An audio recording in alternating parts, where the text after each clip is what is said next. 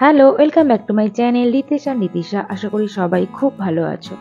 আজকে তোমাদের সাথে শেয়ার করব একটা রেসিপি। সেই রেসিপিটা হলো বেবিদের ওয়েট গেইন করতে ভীষণই হেল্প করে।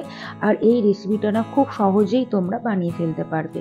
বেবিরা খেতে এটা ভীষণ পছন্দ করবে। আমার বেবিরা তো এটা খেতে ভীষণই পছন্দ করতো, আর এটা ভীষণই হেল্পফুল ওয়েট গেইনের জন্য। এটা খুব সহজে হজম হয়ে যায়, আর বেবিদের পেটটাও না ভরা থাকে অনেকক্ষণ। তো চলো রেসিপিটা আগে তোমাদের সাথে শেয়ার করে নিই। বেবির ওয়েট গেইনের ক্ষেত্রে ড্রাই ফ্রুট তো খুবই কার্যকারী। তো প্রথমে আমি নিয়েছি আমন্ড, আর নিয়েছি কাজু, আর নেব খেজুর। তোমরা আদার্স যে ড্রাই ফ্রুট আছে অ্যাড করতে পারো। আমন্ডে আছে ভিটামিন ই, প্রোটিন, ফাইবার। কাজুতে আছে zinc, iron, vitamin K, vitamin B. আর খেজুরে আছে পটাশিয়াম, যা শিশুর মস্তিষ্ক বিকাশের জন্য সাহায্য করে।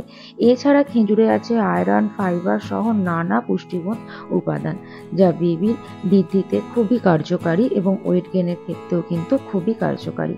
তো আমি এগুলো ভালোভাবে আগে জলেতে ভিজিয়ে রাখবো, তারপর আমি এটা ব্যবহার করব। এরপর আমি নিয়ে নেব চিড়ে।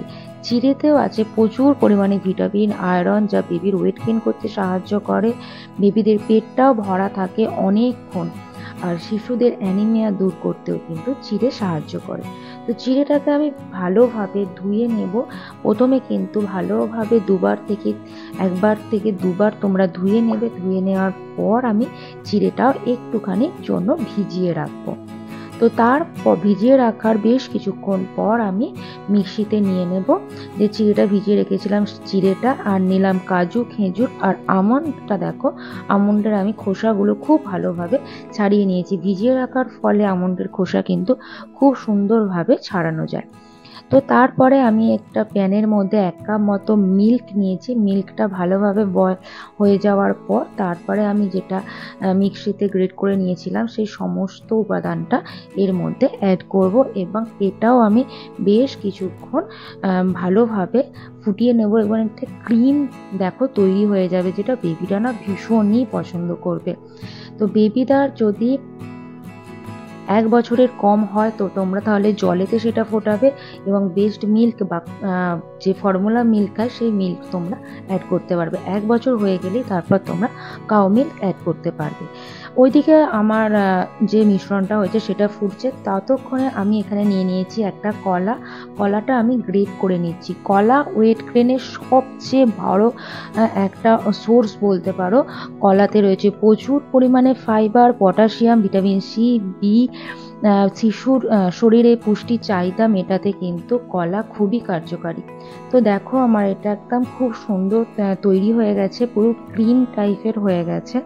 তো এটা আমি নামিয়ে নেব। তারপর আমি এর সাথে কলাটা অ্যাড করব।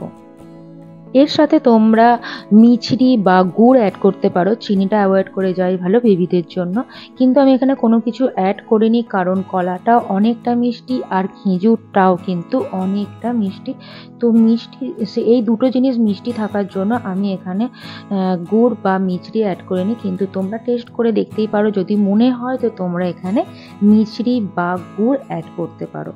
দেখো, খুব সুন্দরভাবে আমি এটা মাখিয়ে নিচ্ছি। তো বেবিরা এটা কিন্তু স্মুথলি খেতে পারবে, কোনো রকম অসুবিধা হবে না বেবিদের।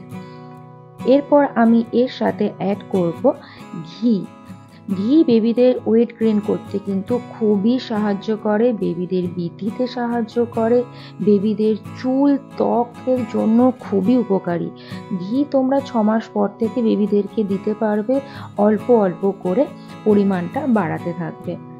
তো আজকের ভিডিওটা আমি এখানে শেষ করছি। তোমাদের কেমন লাগলো অবশ্যই তোমরা কমেন্ট করে জানিও। ভালো লাগলে লাইক করো, অন্য মায়েদেরকে আরও বেশি করে শেয়ার করো, যাতে তারা অনেকটা উপকৃত হয়।